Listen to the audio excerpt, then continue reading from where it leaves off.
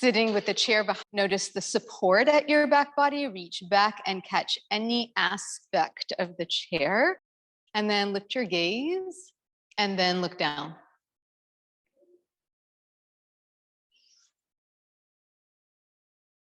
Lift your gaze and straighten the legs. Bring your feet together, press them into each other, and let your hands, wherever they are, also push down. Taking one leg out, bear down, and lift the other one. Very good. Take the time and switch. Which leg is bearing down? Which leg is lifting? One foot is turned out, one is neutral. So interesting what happens when the back body is supported. Switch, which is the neutral leg, which is the turned out leg, and bear down with the turned out leg, lift the neutral leg. Yeah? Lift your gaze, shoulder blades are supported. Switch which leg is lifting, which leg is anchoring. And the very subtle ways we use the chair still counts. All right. Take the time and turn to the side. And as you do, and I'll switch how the chair is relative to me, as you turn to the side, bend in the knee that is closest to the chair. Keep the other leg long and then turn. And so while I'm here, the leg against the chair that can maybe rest against the edge of the chair has that support. And depending on the length of your frame, the size of the chair relative to you, that you're going to find both arms with their push-pull actions. Listen to your shoulders, notice length in your spine, keep extending the long leg, and then if you will, turn it out and bear down, right? The long leg at the floor bears down. We're going to stay here for a breath or two, and then we're going to lift it again. To appreciate that if we change the leverage pattern, something else comes into play, supports what we're doing. That's what happens in life.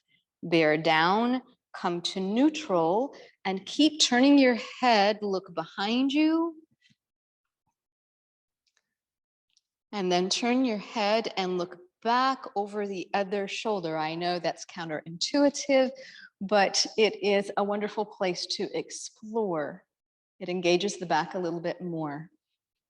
Very nice. Keep the arm that is the same side, that's going to stay. Take the other one behind you. And if you want to keep it simple and just bear down into the floor, all well and good. But if you have the length in your limbs to reach across and find some aspect of the chair, I'm holding the leg of the chair, then continue to turn in that direction and just feel what is different.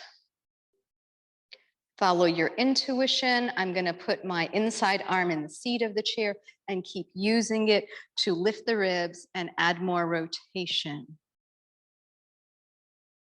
Amazing. Wonderful. Inhale and come on back, and exhale and switch. You're welcome to just swivel around. You don't need me. I'm going to take my chair in the other direction. And you can follow my words. Think about what happened on the other side, that you're going to lift and find some aspect of the chair. That bent knee is against the chair. It bears into it, some aspect of it, and how you are able to grasp certain areas of the chair then makes this your practice. That long leg can turn out and bear down. Just subtle changes. Then lifting it to notice that it is different on this side. It is for me. As you lower that leg and continue to bear down in neutral, turn and look over your shoulder and behind. Feel where your breath goes. And then turn your head back, look over the shoulder, and get ready for our transition of having the twist in the opposite direction. Right, we're getting there in small increments. When you're ready for change, the outside arm can go behind you and it can catch some aspect of the chair or it can press into the floor. Then finding the lift. Noticing how from the other side we are able to continue making adjustments, creating balance in what we explore over here, continuing to turn the rib cage by how we use the arms.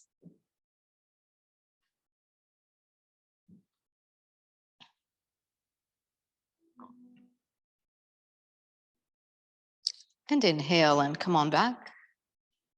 Nice. From here, I'm going to turn and I am all of a sudden with the back of the chair behind me again. And I'm going to bear into the legs of the chair. I'm going to bear down and use that to help me climb up. Easy transition. You're welcome to try any other way. While you're here, the blanket can turn and I'm going to place mine with a little bit more of a fold just underneath my heels. You're welcome to use a block or simply to use the floor. But the idea now is to fold and then to unfold. I'm going to put a block between my feet. My hands roll off the edge of the block.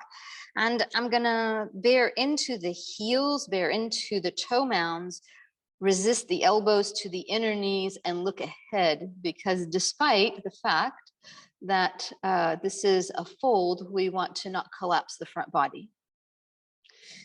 So whether you move your hands more forward, I'm inviting you to rock up onto your toes and to lean in, to broaden, to lengthen the neck, to broaden the chest, and then to sit back down. Okay? And as you play with repetition, just warming up how your body is taking this on, you can make the blanket lower and bear into the heels. It's just a different angle of strengthening, sitting bones reach back. And again, keeping all of the same relationships. I'm going to lean in. I'm going to rise up out of the chair and lean forward. And then come back. You may like using the blanket roll. Your ankles may truly need it to stay. But if you'd like to take the blanket ahead of you and then aim for the heels at the floor, then come on, fold a little deeper and bear in. This is the initiating the starting point. When our pelvis is way up here, we can control a little bit more how the feet can be a little bit more parallel. And then again, please make your adjustment and lean in. Lean in, broaden, lengthen, and release. Bring the block back, close by. Bring the second one. And then I'm going to keep one block between my feet, one block between my hands. Doesn't matter the width. You are welcome to ignore me and spend time with repetition. Use this as homework, explore. But because the chair is here, it is reminding us, oh, but we really want to orient back. We want to orient our sitting bones back and then slowly lift. We are ready to open. Us, we're going to turn to the side. I just want you to pause here, still hold the block. I'm going to make mine narrow and I'm going to hold the other one in my hand and just keep reminding the shoulder area, this broadening. Soles of the feet to the floor, legs are on, rotating inward to continue strengthening all of those patterns of push from the shoulders through to the fingers. And rotating forward. I am going to turn my chair around so that I am standing with it behind me. So we're here.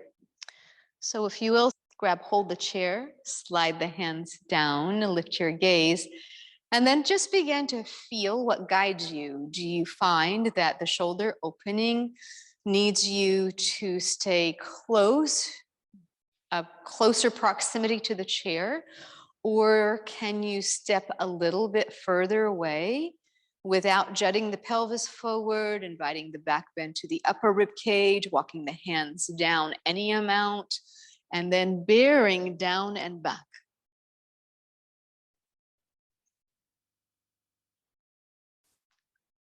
If we had the block between our feet, we could remember the work of the inner thighs from what we just had done a little while ago, right? The block between the feet engaged the inner thighs.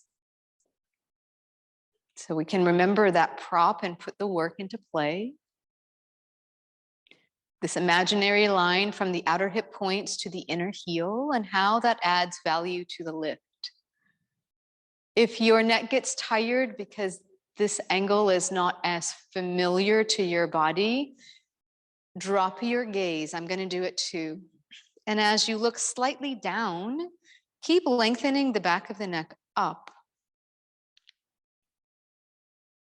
Keep allowing the arms to reach down and back. If we were at our belly, lifting the arms against gravity, we would be reaching down toward our heels. So we're strengthening those actions with those intentions. Lift your gaze again. Step slightly away. The palms are up. I'm going to come onto my toes, lean in, open the chest, bend in the elbows, continue to wiggle the rib cage forward of the upper arm bones, lift the gaze, and trying to keep the back bend. Yeah, in the upper back, I can straighten the arms and keep driving heart forward and up.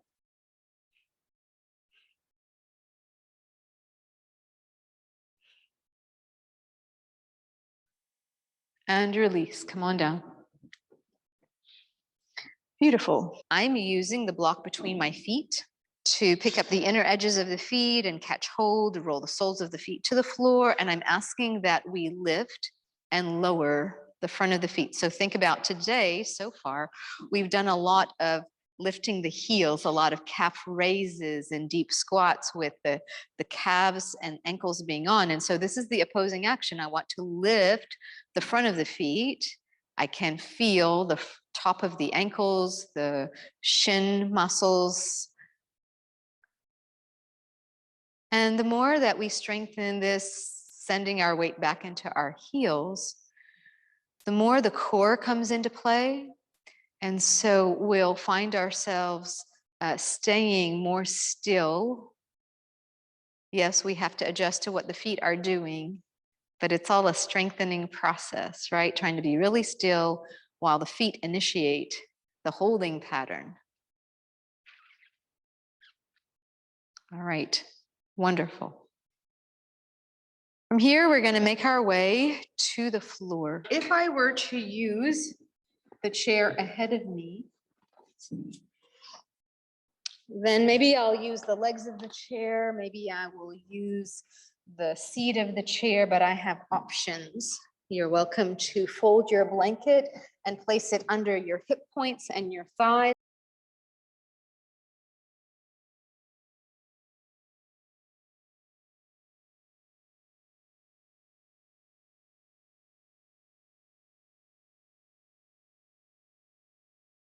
While your gaze is slightly ahead or neutral, you can lift the legs or not, but while the arms hold the legs of the chair and bear down, then there is this sense of lift in response, and we can explore any amount. When I go higher, my choice is to rest my legs. And follow your intuition, be true to yourself, and then very slowly come on down. We're going to try this 2 more times. You're welcome to back off and use your arms lower just to keep strengthening different patterns. And then lifting up.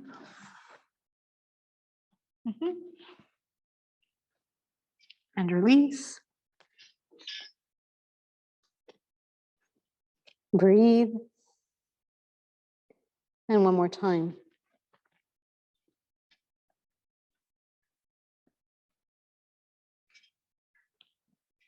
Beautiful. When you're ready for change, you need just a few moments of this child's pose. We're going to come into that shape. It's the recovery.